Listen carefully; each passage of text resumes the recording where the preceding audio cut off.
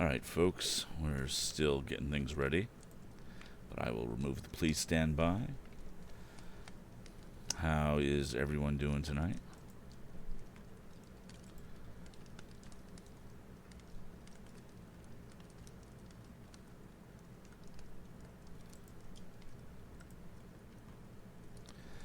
I hope everyone's doing well.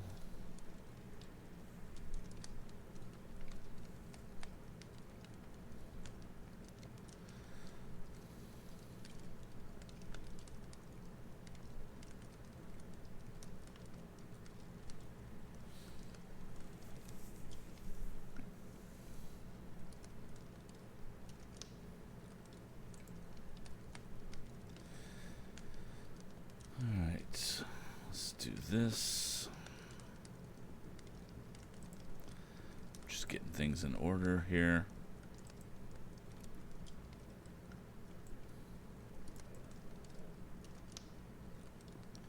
And then we will get ready to move on.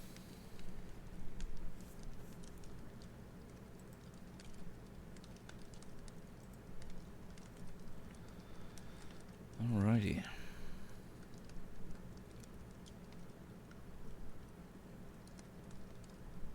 And I want to refresh this, make sure that this is publishing correctly. And it is. Awesome. Great. Okay. Pause that.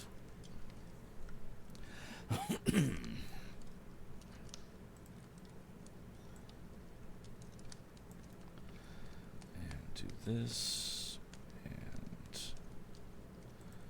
come back over here.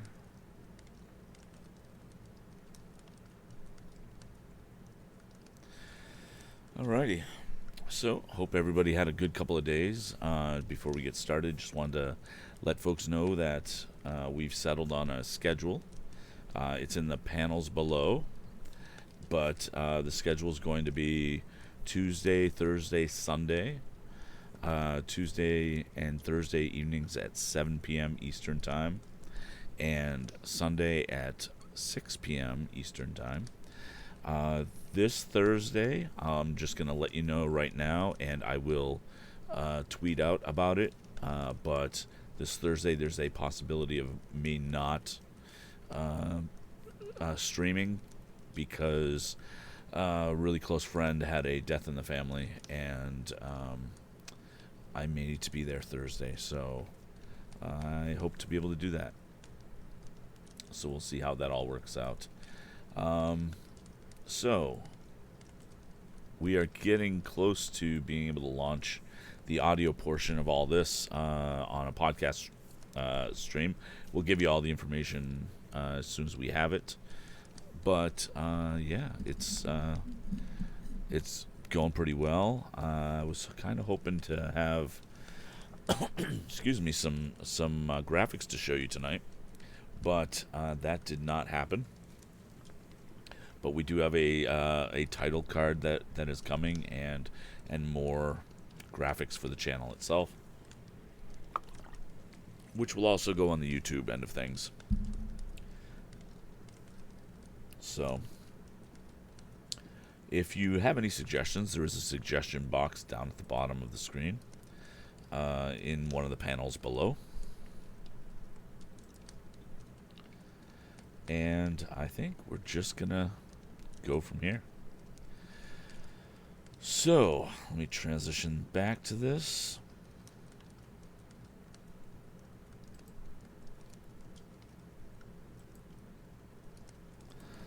There we go. All right. So, last we left, Tom had just seen what appeared to be a motorcyclist going head over heels into a ditch, basically on the side of the road. And he raced towards the scene of the accident, at which point we start Chapter 4.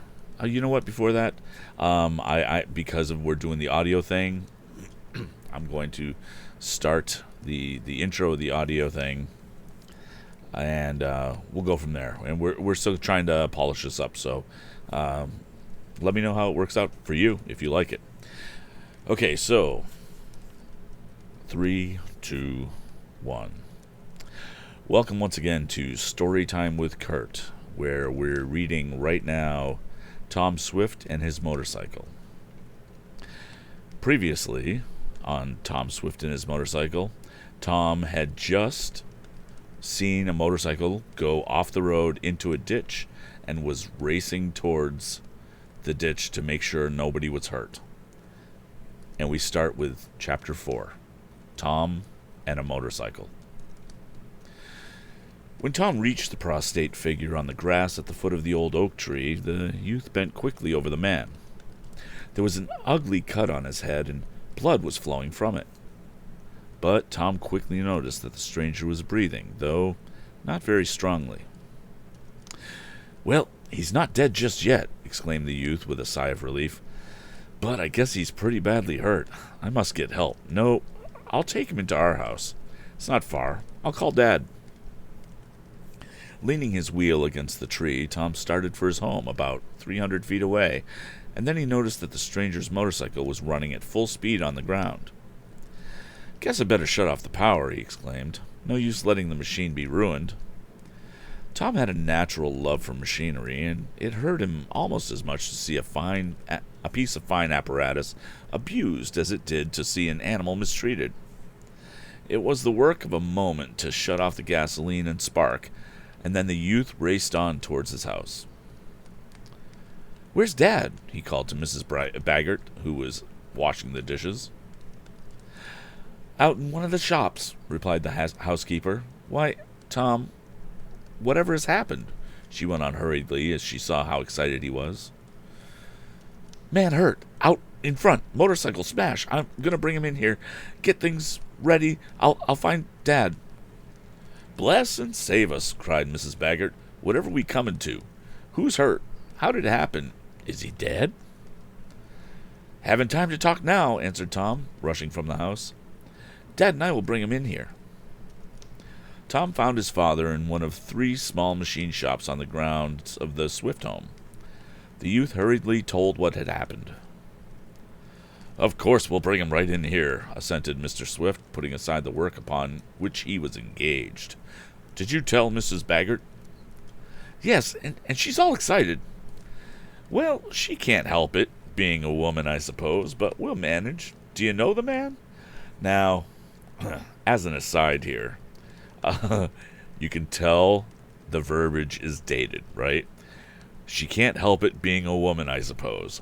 Right now, you say those words and you start talking like that, in today's culture, you're going to get your teeth kicked in.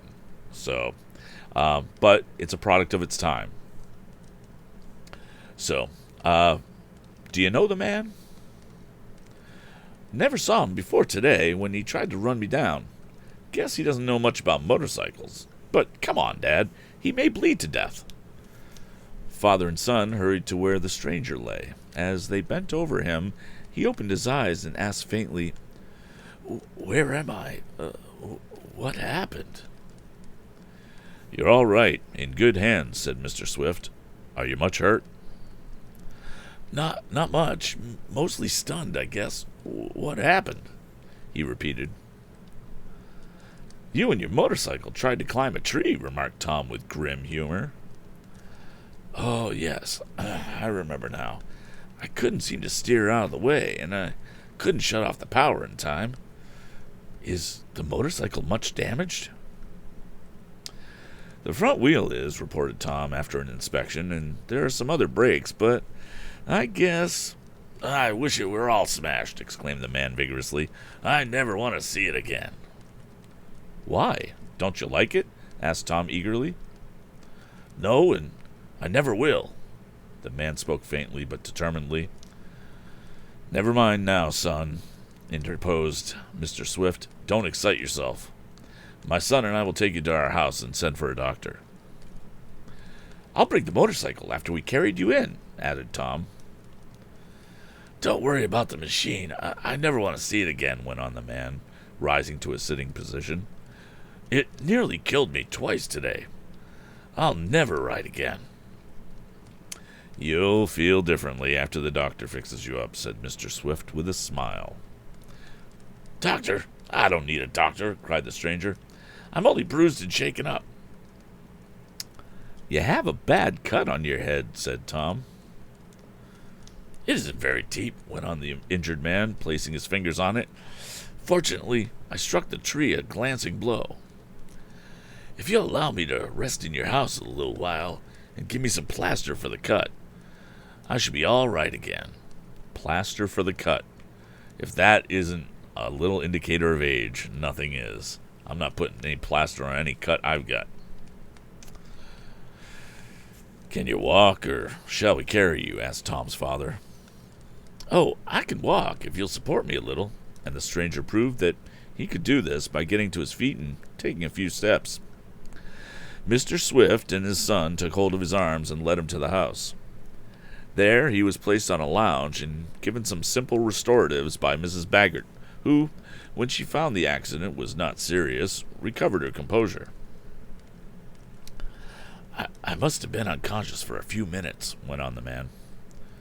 You were, explained Tom. When I got up to you, I thought you were dead until I saw you breathe. Then I shut off the power of your machine and ran in for Dad. I've got the motorcycle outside. You can't ride it for some time, I'm afraid, Mr. And Tom stopped in some confusion, for he realized that he didn't know the man's name. I beg your pardon for not introducing myself before, went on the stranger. I'm Wakefield Damon of Waterfield. But don't worry about me riding that machine again. I never shall. Oh, perhaps, began Mr. Swift. No, I never shall, went on Mr. Damon positively. My doctor told me to get it, as he thought riding around the country would benefit my health. I shall tell him his prescription nearly killed me. And me too, added Tom with a laugh. Why, are you the young man I nearly ran down this morning? Asked Mr. Damon, suddenly sitting up and looking at the youth. I am, answered our hero. Bless my soul, so you are, cried Mr. Damon. I was wondering who it could be. It's quite a coincidence, but I was in such a cloud of dust I couldn't make out who it was. You had your muffler open, and that made considerable dust, explained Tom. Was that it? Bless my existence. I thought something was wrong, but I couldn't tell what. I went all over the instructions in the book, and those the agent told me, but I couldn't think of the right one. I tried all sorts of things to make less dust, but I couldn't. Then bless my eyelashes if the machine didn't just stop after I nearly ran into you. I tinkered over it for about an hour or more before I could get it going again. Then I ran into the tree. My doctor told me the machine would do my liver good, but bless my happiness, I'd just as soon be without a liver entirely as to do what I've done today. I am done with motorcycling. A hopeful look came over Tom's face, but he said nothing, that is, not just then. In a little while, Mr. Damon felt so much better that he would start for home. I'm afraid you have to leave your machine here, said Tom. You can send for it any time you want to, added Mr. Swift. Bless my hatband, exclaimed Mr. Damon, who appeared to be very fond of blessing his various organs and his articles of wearing apparel. Bless my hatband, I never want to see it again. If you will be so kind as to keep it for me, I will send a junk man after it. I will never spend anything on having it repaired. I am done with that form of exercise, liver or no liver, doctor or no doctor. He appeared very determined. Tom quickly made up his mind. Mr. Damon had gone to the bathroom to get rid of some of the mud on his hands and face. Father, said Tom earnestly, may I buy that machine off him? What, buy a broken motorcycle? I can easily fix it. It's a fine make and in good condition. I can repair it. I've wanted a motorcycle for some time, and here's a chance to get a good one cheap. You don't need to do that, replied Mr. Swift. You have enough money to buy a new one if you want it. I never knew you cared for 'em. I didn't until lately, but I'd rather buy this one and fix it up than get a new one. Besides, I have a new idea for a kind of transmission, and perhaps I can work it out on this machine. Oh, well, if you want it for experimental purposes, I suppose it will be as good as any. Go ahead, get it if you wish, but don't give too much for it. I'll not. I fancy I can get it cheap. It's more of that old-timey language again. I fancy I can get it cheap. I wonder what these stories would be like just rewriting them in today's vernacular. I don't know. Just something to think about. Mr. Damon returned to the living room where he had been first carried. I cannot thank you enough for what you've done for me, he said. I might have lain there for hours. Bless my very existence. I've had a very narrow escape. Hereafter, when I see anyone on a motorcycle, I shall turn my head away. The memory will be too painful. And he touched the plaster that covered a cut on his head. Mr. Damon, said Tom quickly, will you sell me that motorcycle? Bless my finger rings. Sell you that mass of junk? It isn't all junk, went on the young inventor. I can easily fix it, though, of course, he added prudently. It will cost something. How much would you want for it? Well, replied Mr. Damon, I paid $250 last week. I've ridden 100 miles on it. That's the rate of $2.50 a mile. Pretty expensive riding. But if you're in earnest, I will let you have the machine for $50. And then I fear that I will be taking advantage of you. I'll give you $50, said Tom quickly, and Mr. Damon exclaimed, Bless my liver, that is, if I have one. Do you mean it? Tom nodded. I'll fetch you the money right away, he said, starting for his room. He got the cash from a small safe he had arranged, which was fitted up with an ingenious burglar alarm, and was on his way downstairs when he heard his father call out, Here, what do you want? Go away from that shop. Oh, yeah. No one is allowed there. And looking from an upper window, Tom saw his father running towards a stranger, who was just stepping inside the shop where Mr. Swift was constructing his turbine motor. Tom started as he saw that stranger was the same black mustached man whom he had noticed in the post office and later in the restaurant at Mansburg. And thus endeth chapter 4. Okay, we're going to pause for a minute so I can address the chat room and see how you guys are doing tonight. What's going on? Good to see you, Skippy, and folks from the Dwome home. How's everybody? One of the things I want to do, and I'm going to switch views here. One of the things we need to do is that that sound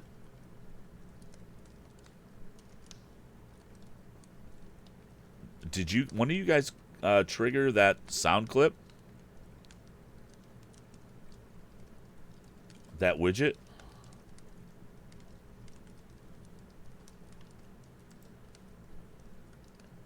And or did you hear it?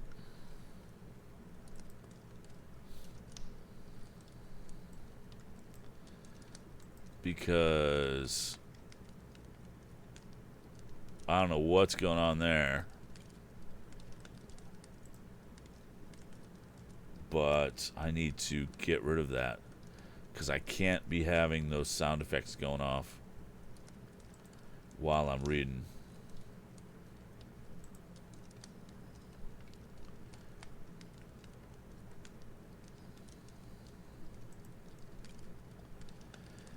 Bloodluster, Commander Root, Skippy KGT, good to hear you. And evening from the Dwome home, if you guys are still there. All right, let me see. I want to see if I can get rid of that widget altogether, because that is not cool. Let's see. And thank you for the follow, Duome family. Extensions, my extensions.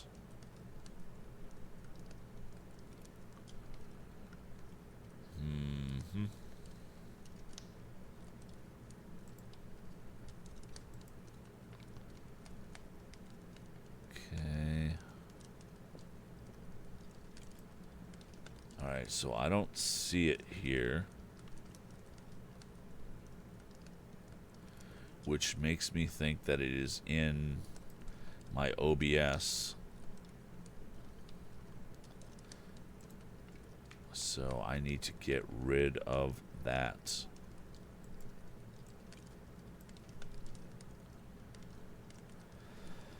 Okay, let's see.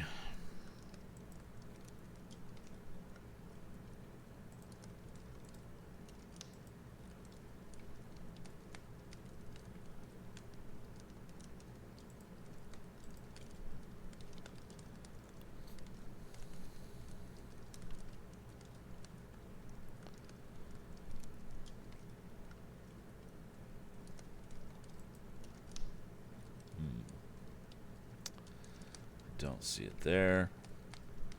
That is kind of annoying.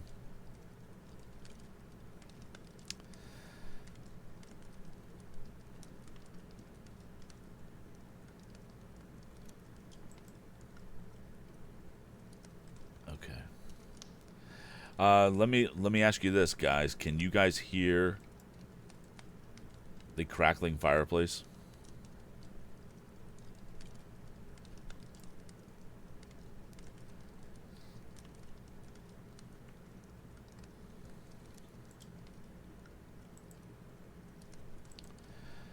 And I'm sorry.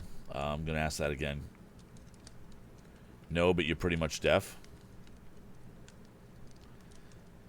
Well, here's the thing. I'm not sure that it's coming across. That's why I'm asking. So, let me see.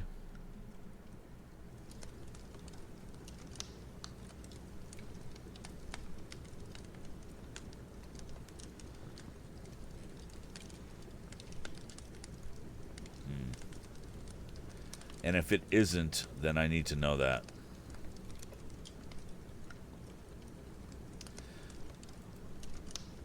Let's see.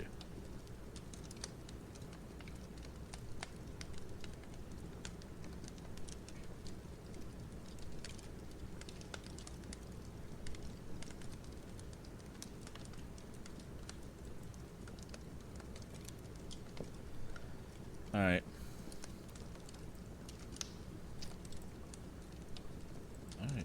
Cool. All right, we're just going to go on then. And thank you for your patience on that. And I will move this back.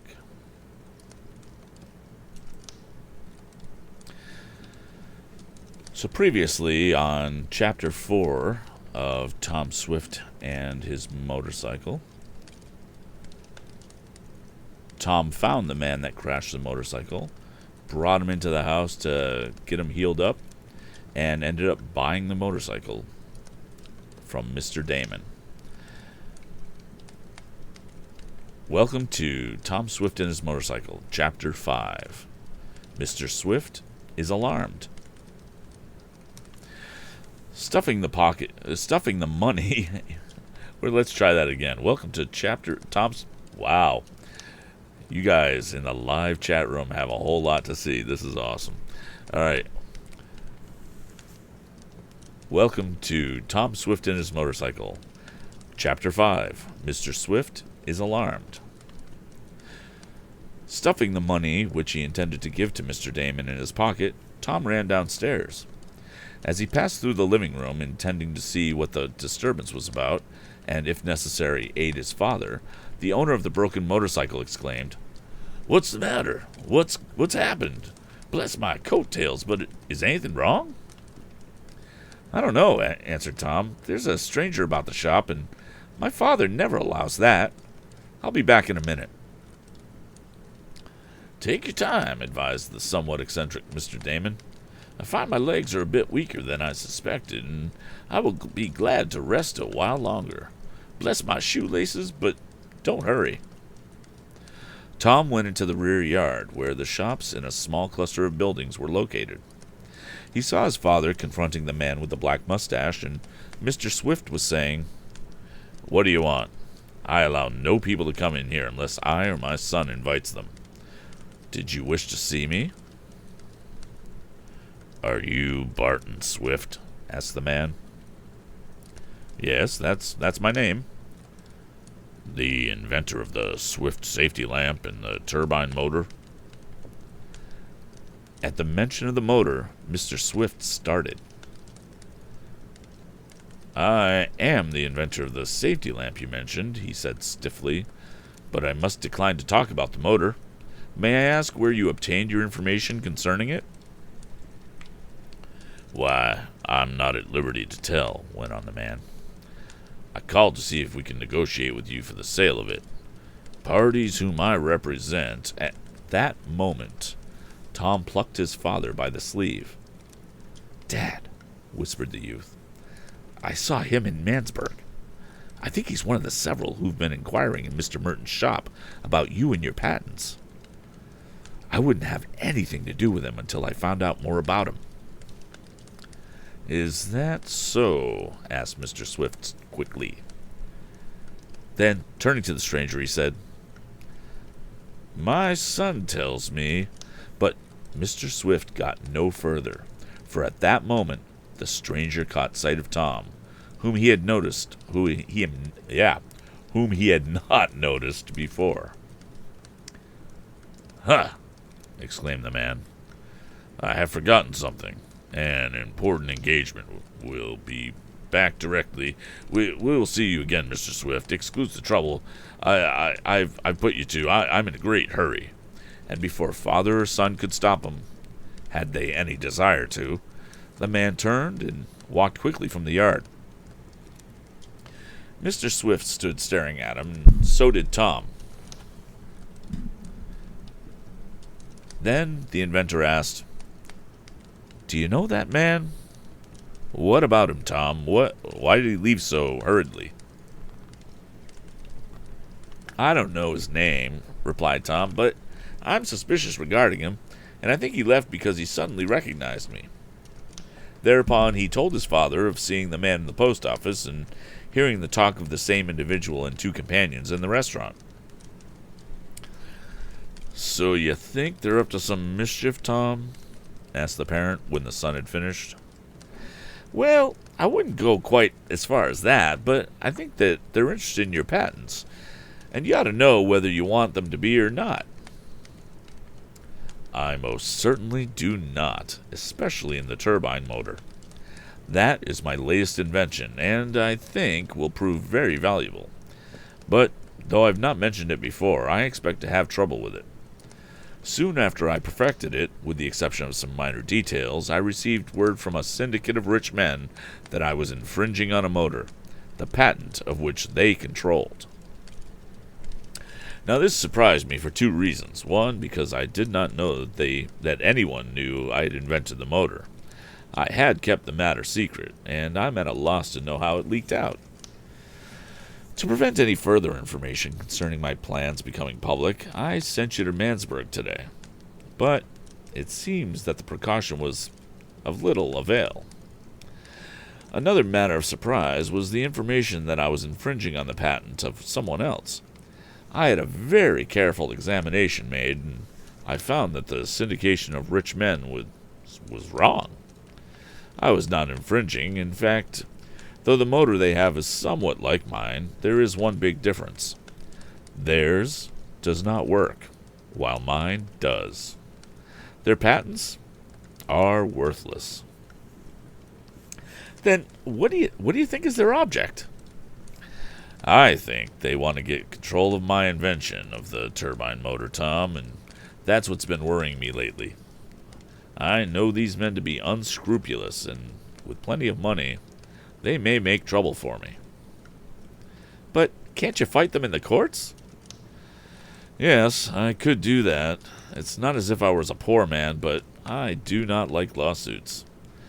I want to live quietly and invent things. I dislike litigation. Boy, isn't that refreshing, huh? However, if they force it on me, I'll fight, exclaimed Mr. Swift determinedly. So do you think this man was one of the crowd of financiers? Asked Tom. It would be hard to say. I did not like his actions, and the fact that he sneaked in here as if he was trying to get possession of some of my models or plans makes it suspicious. It certainly does, agreed Tom. Now, if we only knew his name, we could... He suddenly paused in his remark and sprang forward. He picked up an envelope that had dropped where the stranger had been standing. The man lost this from his pocket, Dad, said Tom eagerly. It's a telegram. Shall we look at it? I think we'll be justified in protecting ourselves. Is the envelope open? Yeah. Then read the telegram. Now, as an aside, I think this is a little ethically challenging, but clearly let's go with it. Tom drew out a folded yellow slip of paper. It was a short message, and he read, Anson Morse, Mansburg. See Swift today, period. Or I guess, no, this is like a telegram, so we have to say stop, right, in the whole thing, like the old-timey thing. So, Anson Morse, Mansburg, stop. See Swift today, stop. Make offer, stop. If not accepted, do the best you can, stop. Spare no effort, stop. Don't give plans away, stop. Is that all? Asked Mr. Swift. I'll accept the signature. So who is the telegram signed by? By Smeek and Catch, answered Tom. Those rascally lawyers, exclaimed his father. I was beginning to suspect this. That's the firm which represents the syndicate of wealthy men who are trying to get my turbine motor patents away from me. Tom, we must be on our guard. They will wage a fierce fight against me, for they have sunk many thousands of dollars in a worthless machine, and are desperate. We'll fight 'em, cried Tom. You and I, Dad. We'll show 'em that the firm of Swift & Son is swift by name and swift by nature. Good, exclaimed the inventor. I'm glad you feel that way about it, Tom. But we're gonna have no easy task. Those men are rich and unscrupulous. We shall have to be on our guard constantly. Now, let me have that telegram. It may come in useful. I must send word to Reed and Crawford, my attorneys in Washington, to be on the lookout. Matters are coming to a curious pass. As Mr. Swift and his son started for the house, they met Mr. Damon coming towards them. Bless my very existence, cried the eccentric man. I was beginning to fear something had happened to you. I'm glad that you're all right. I heard voices, and I imagined... It's all right, Mr. Swift assured him. There was a stranger about my shop, and I never allow that. Do you feel well enough to go? If not, we'll be glad to have you remain with us. We've got plenty of room. Oh, thank you very much, but I must be going. I feel much better. Bless my gaiters, but I will never trust myself in an automobile again. I will renounce gasoline from now on. That reminds me, spoke Tom. I got the money for the motorcycle, and he drew out the bills. You sure you won't regret your bargain, Mr. Damon? The machine is new and needs only slight repairs. $50 is... Tut-tut, young man. I feel as if I was getting the best of you. Bless my handkerchief. I hope you've got no bad luck with it. I'll try and be careful, promised Tom with a smile as he handed over the money. I'm going to gear it differently and put some improvements on it. Then I will use it instead of my bicycle. It would have to be very much improved before I trusted myself on it again, declared Mr. Damon. Well, I appreciate what you've done for me, and if at any time I can reciprocate the favor, I will only be too glad to do so. Bless my soul, though I hope I don't have to rescue you from trying to climb a tree." And with a laugh, which showed that he had fully recovered from his mishap, he shook hands with father and son and left. "A very nice man, Tom," commented Mr. Swift. "Somewhat odd and out of the ordinary, but a fine character for all that." "That's what I was going to say," added the son. "Now, Dad, you'll see me scooting around the country on a motorcycle. I've always wanted one, and now I have a bargain." "Do you think you can repair it?" "Of course, Dad. I've done more difficult things than that. I'm going to take it apart now and see what it needs." "Before you do that, Tom, I wish you would take a telegram to town for me. I must wire my lawyers at once."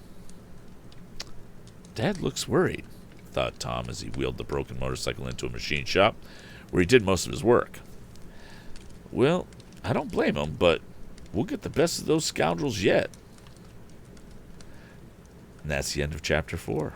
Chapter 5, I'm sorry. That's the end of chapter 5. So, we'll take a moment to chat with the chat room again. How is everyone doing tonight? Skippy, you hanging in there? Commander Root? Duome? How's everybody doing?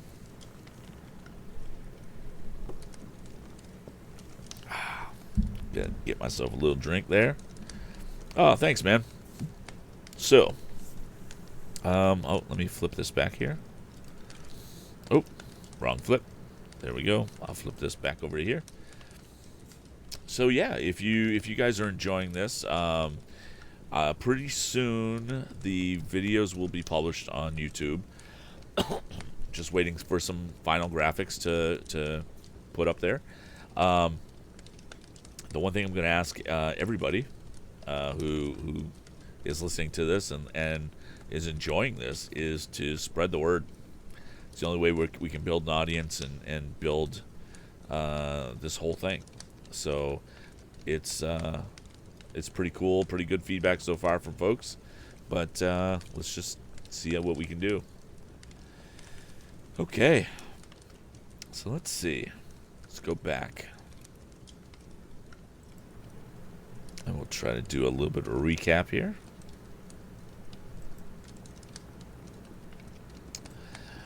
All right.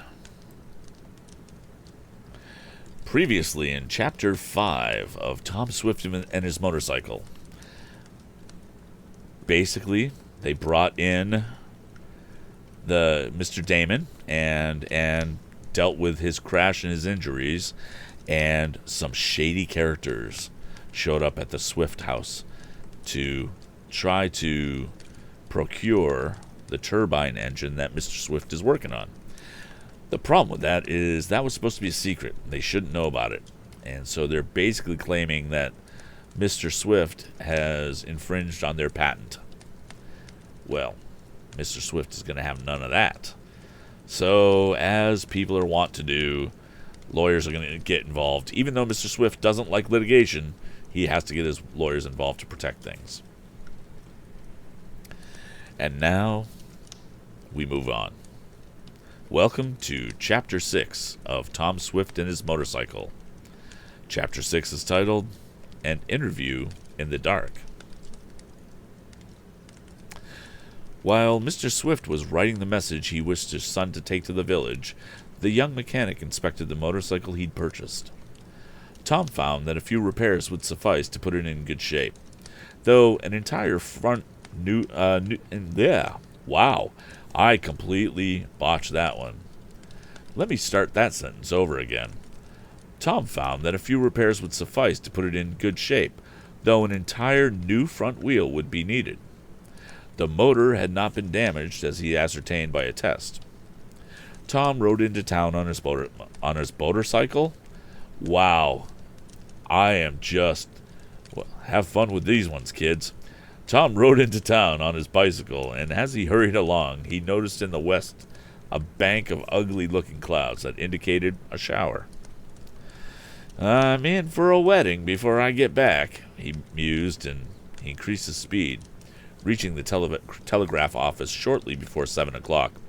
I'm in for a wedding before I get back. Wetting. Boy, another just like old vernacular, right? It's like nobody's going to say, well, it's raining outside. I'm in for a wetting. No. Gonna get wet? Sure. Okay. Think this storm will hold off until I get home? Asked Tom. I'm afraid not, answered the agent. You better get a hustle on.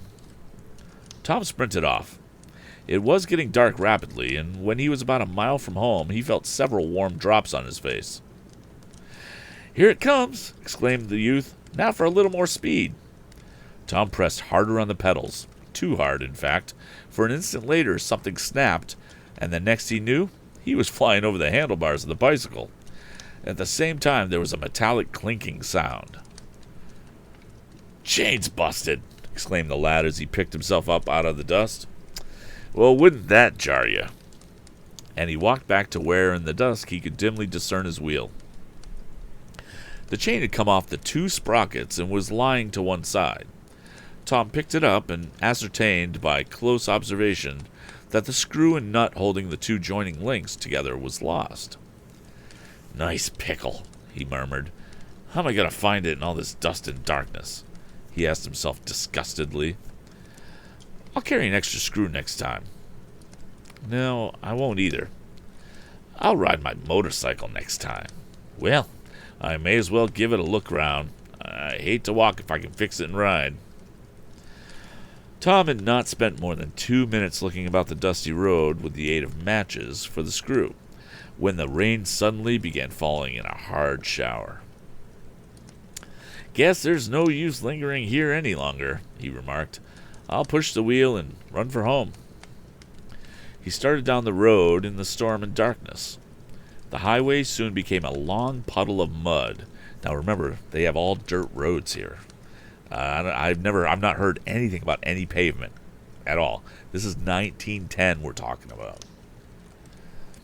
The highway soon became a long puddle of mud, though, through which he splashed, finding it more and more difficult every minute to push the bicycle in the thick, sticky clay.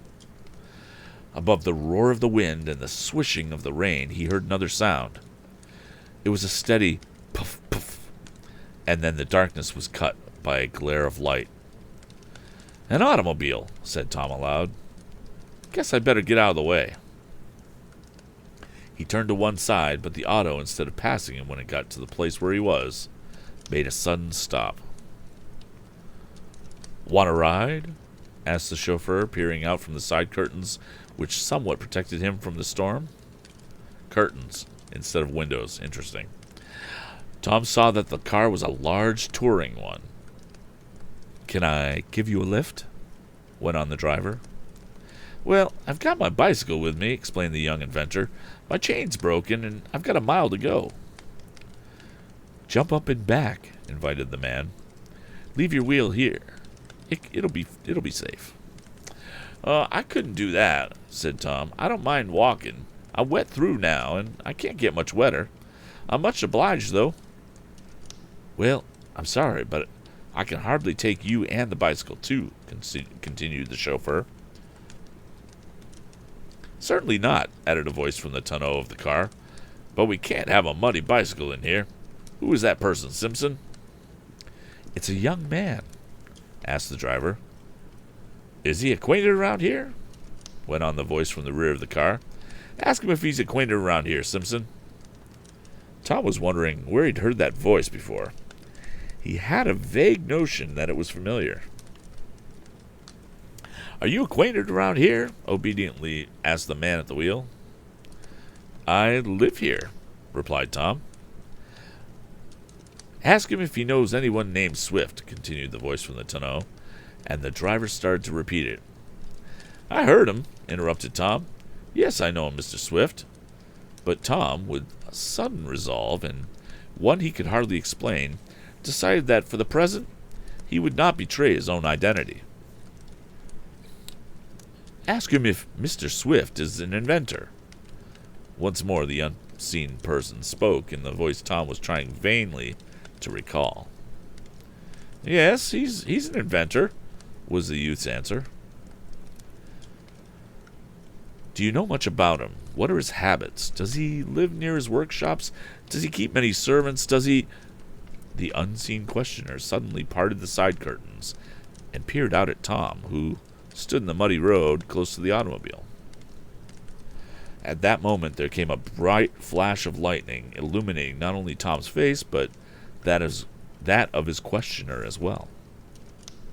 And at the sight Tom started, no less than the man did, for Tom had recognized him as one of the three mysterious persons in the restaurant. And as for the man, he had also recognized Tom. Why, it's you, isn't it? Cried the questioner, and he thrust his head out further from the curtains. My, what a storm, he exclaimed as the rain increased. So you know Mr. Swift, eh? I saw you today in Mansburg, I think. I have a good memory for faces. Do you work for Mr. Swift, or if you do, may be able to... I'm Tom Swift, son of Mr. Barton Swift, said Tom as quietly as he could. Tom Swift, his son, cried the man, and he seemed much agitated. Why, I thought, that is, Morse said, Simpson, hurry back to Mansburg. And with that, taking no more notice of Tom, the man in the auto hastily drew the curtains together. The chauffeur threw in the gears and swung the ponderous machine to one side. The road was wide, and he made the turn skillfully. A moment later, the car was speeding back the way it had come, leaving Tom standing on the highway, alone in the mud and darkness, with the rain pouring down in torrents. And we come to the end of Chapter 6. And you know what? Given the time, I am going to do one more chapter for this. But first, let's check in with the chat room. All right. Skippy, how you doing, buddy?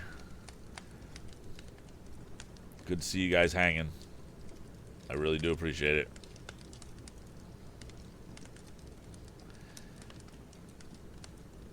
And I'm hoping there's other people hanging that we're just not seeing.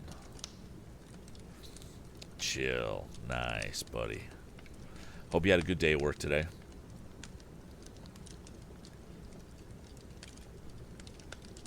Okay, we're just gonna continue on. I'll flip that back. Okay.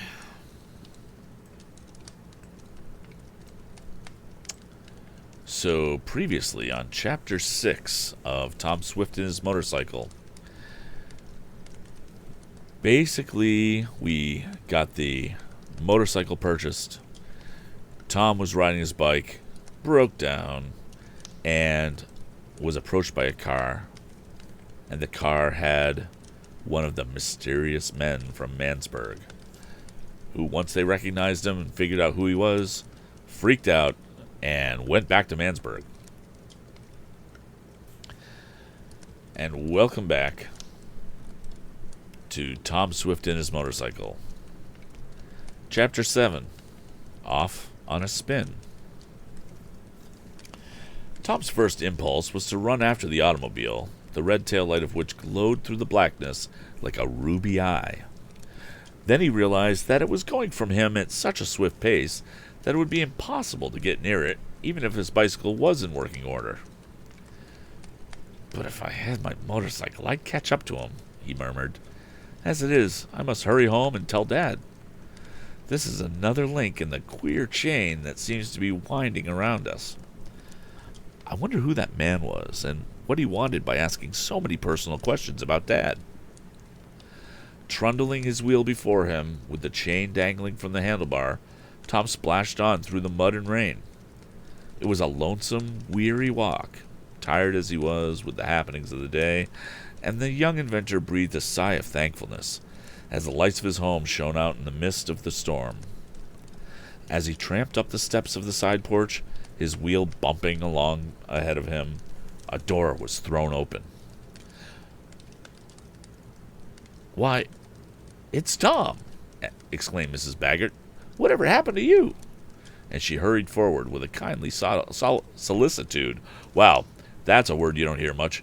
She hurried forward with kindly solicitude, for the housekeeper was almost a second mother to the youth. "Chain broke," answered the lad laconically. "Where's Dad?" "Out in the shop, but working his latest invention, I expect. But are you hurt?" "Oh, no. I fell easily. The mud was like a feather bed, you know, except that it isn't so good for the clothes." And the young inventor looked down at his splashed and bedraggled garments. Mr. Swift was very much surprised when Tom told him of the happening on the road, and related the conversation and the subsequent alarm of the man on learning Tom's identity. "Who do you suppose he could have been, Dad?" asked Tom when he had finished. "I'm pretty certain he was one of the crowd of financiers who Anson Morse seemed to be a representative," said Mr. Swift. "Are you sure the man was one of those who saw you in the restaurant?" "Positive. I had a good look at him both times. Do you think he imagined he could come here and get possession of some of your secrets?"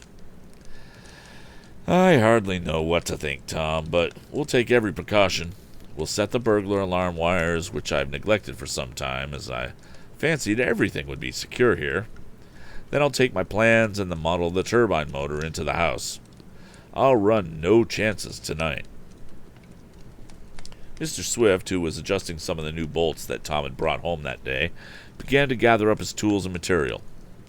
"I'll help you, Dad," said Tom, and he began connecting the burglar alarm wires, there being an elaborate system of them about the house, shops, and grounds. I often wonder, when we're talking a burglar alarm and wires, what does that mean? Is it like literally a bunch of wires that are strewn about that have like bells attached to them? Is there any like electricity aspect to it? I really wonder what this looks like. I want to believe that it's like bells on the ends of strings and things, and when people trip on them, you hear the alarm. Neither Tom nor his father slept well that night. Several times one or the other of them arose, thinking they heard unusual noises, but it was only some disturbance caused by the storm, and morning arrived without anything unusual having taken place. The rain still continued, and Tom, looking from his window and seeing the downpour, remarked, "I'm glad of it." "Why?" asked his father, who was in the next room. "Because I have a good excuse for staying in and working on my motorcycle." "But you must do some studying," declared Mr. Swift. "I will hear you in mathematics right after breakfast." "All right, Dad, I guess you'll find I have my lessons." Tom had graduated with honors from a local academy, and when it came to a question of going further in his studies, he'd elected to continue with his father for a tutor instead of going to college. Wow, that is unexpected. I would have expected the college aspect of this thing to be important, especially back then. But, wow, it's not much different than decisions that people make now, right? Now, Mr. Swift was a very learned man, and this arrangement was satisfactory to him as it allowed Tom more time at home so he could aid his father on the inventive work and also plan things for himself. Tom showed a taste for mechanics, and his father wisely decided that such training as his son needed could be given at home to better advantage than in a school or college. Lessons over, Tom hurried on to his own particular shop and began taking apart the damaged motorcycle. "First, I'll straighten the handlebars, and then I'll fix the motor and transmission," he decided. "The front wheel I can buy in town, as this one would hardly pay for repairing." Tom was soon busy with wrenches, hammers, pliers, screwdriver. He was in his element and was whistling over his task. The motor he found in good condition, but it wasn't such an easy task as he had hoped to change the transmission. He had finally to appeal to his father in order to get the right proportion between the back and front gears, for the motorcycle was operated by a sprocket chain instead of a belt drive, as is the case with some. Mr. Swift showed Tom how to figure out the number of teeth needed on each sprocket in order to get an increase of speed. And as there was a sprocket wheel from a disused piece of machinery available, Tom took that. He soon had it in place and then tried the motor. To his delight, the number of revolutions of the rear wheel were increased about 15%. "I guess I'll make some speed," he announced to his father. "But it will take more gasoline to run the motor. Don't forget that. You know the great principles of mechanics, that you can't get out of the machine any more than you can put into it, nor quite as much, as a matter of fact, for considerable is lost through friction." "Well then, I'll enlarge the gas tank," declared Tom. "I want to go fast where I'm going." He reassembled the machine, and after several hours of work, had it in shape to run, except that a front wheel was lacking. "I think I'll go to town and get another one," he remarked. "The rain isn't quite so hard now." In spite of his father's mild objections, Tom went, using his bicycle, the chain of which he had quickly repaired. He found just the front wheel needed, and that night his motorcycle was ready to run. But it was too dark to try it, especially as he had no good lantern, the one on the cycle having been smashed, and his own bicycle light not being powerful enough. So he had to postpone his trial trip until the next day. He was up early the following morning and went out for a spin before breakfast. He came back with flushed cheeks and bright eyes, just as Mr. Swift and Mrs. Baggert were sitting down to the table. "To Reedville and back," announced Tom proudly. "What, a round trip of 30 miles?" exclaimed Mr. Swift. "That's what," declared his son. "I went like a greased pig most of the way. I had to slow up going through Mansburg, but the rest of the time I let it out for all it was worth." "You must be careful," cautioned Tom's father. "You're not an expert yet." "No, I realize that. Several times when I wanted to slow up, I began to backpedal, forgetting that I wasn't on my bicycle. Then I thought to shut off the power and put on the brake. But it's glorious fun. I'm going out again as soon as I have something to eat. That is, unless you want me to help you, Dad." "No, not this morning. Learn to ride the motorcycle. It may come in handy." Neither Tom nor his father realized what an important part the machine was. What an important part the machine was soon to play in their lives. Tom went out for another spin after breakfast, and in a different direction. He wanted to see what the machine would do on a hill, and there was a long, steep one about 5 miles from home. The roads were in fine shape after the rain, and he speeded up the incline at a rapid rate. "It certainly does eat up the road," the lad murmured. "I have improved this machine considerably. Wish I could take out a patent on it." Reaching the crest of the slope, he started down the incline. He turned off part of the power, and was gliding along joyously. Now, they've said this a few times, and yeah, I'm taking a little bit of an aside here. There must have been some common practice of like turning off the power of the motorcycle when you coast, I guess, because they've mentioned this a few times. In fact, that was part of the crash. The guy couldn't turn off the power while he was going. That seems a little odd to me. I wonder what the science is behind that. So back to our story. He turned off part of the power and was gliding along joyously when from a crossroad he suddenly saw, turn into the main highway, a mule drawing a ramshackle wagon loaded with fence posts. Beside the animal walked an old colored man. Okay, so this is another aside. I have heard that some of the language here was written of its time, and how the book refers to African Americans gets a little, well, not gonna even say a little. It gets racist. The terms that they were used are clearly not acceptable now. I am going to read what is written. We can talk about it if you like, but as it stands, this is just the way it's written. So, if it offends people, I'm sorry, but I think it's important for the story and for the time to just read it the way it's written. Back to the story. I hope he gets out of the way in time, thought Tom. He's moving slow as molasses, and I'm going a bit faster than I'd like. Guess I'll shut off and put on the brakes. The mule and the wagon were now squarely across the road. Tom was coming nearer and nearer. He turned the handle grip, controlling the supply of the gasoline, and to his horror, he found that it was stuck. He couldn't stop the motorcycle. Look out! Look out! Cried Tom. Get out of the way! I can't stop! Let me pass you!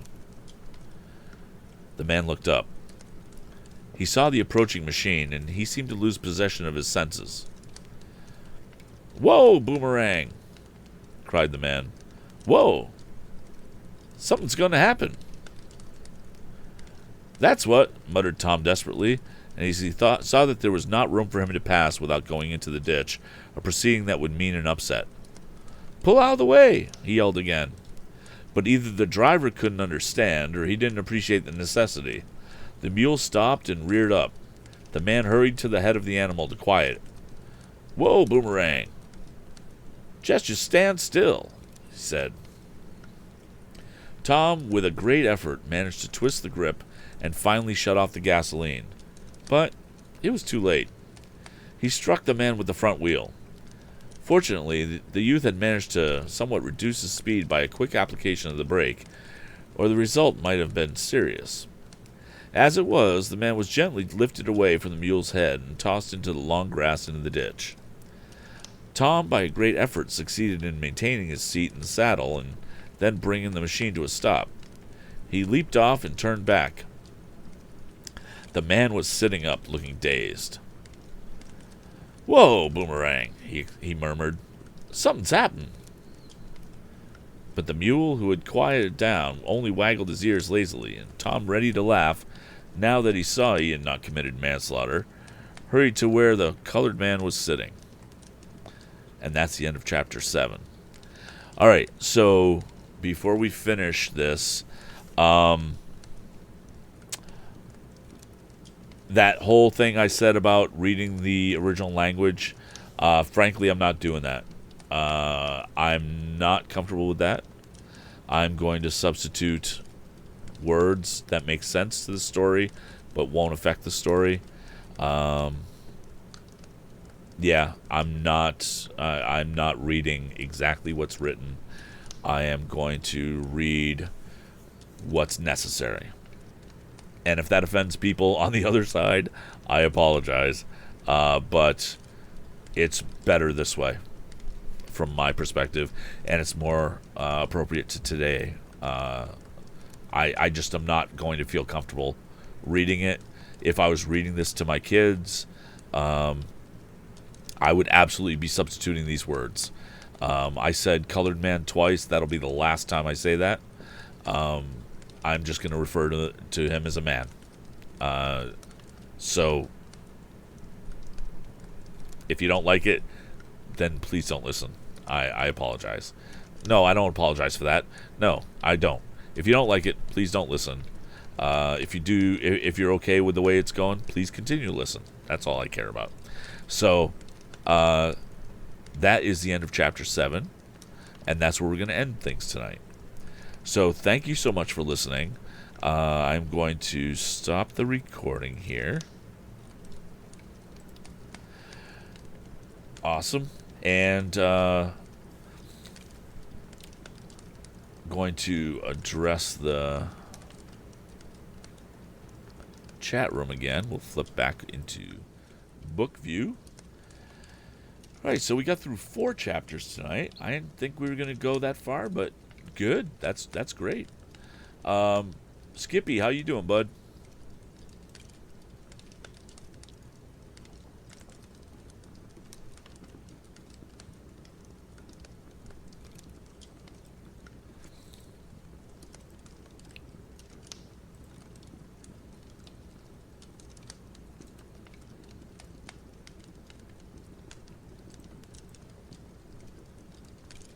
Yeah, it's funny because I didn't think it was going to be. Well, okay, so because I expect to not cut much of this video for the YouTube end of things, Skippy is saying he was glad I decided to do a bit of editing for content. I agree. Yeah, some of the old language really isn't that great, Skippy, and frankly, there's some language coming up that gets even worse, and so I'm not. It's not worth it. And again, the purpose of this whole podcast is to have the feel of me reading stories to my kids or my grandkids. And if I were reading this story to my kids or my grandkids, I would edit. I just would. So I'm hoping that people can not have that be an issue. I would think in today's day and age it won't be an issue. But yeah, we're just going to go from there. Now, the Tom Swift series has been criticized for that kind of language, particularly earlier, and I understand the criticism. But I think the core stories are still good, and so we're going to just continue with that. And like I said, I'm just going to self-edit. So if you have suggestions, if you have any comments, please go ahead and fill out that suggestion box below. And we'll go from there. But I think that'll do it for tonight. Thank you so much, Skippy, for being a great supporter of the channel and of the stuff that I'm doing. I really appreciate it. And yeah, we'll go from there. Have a great evening. We'll see you later.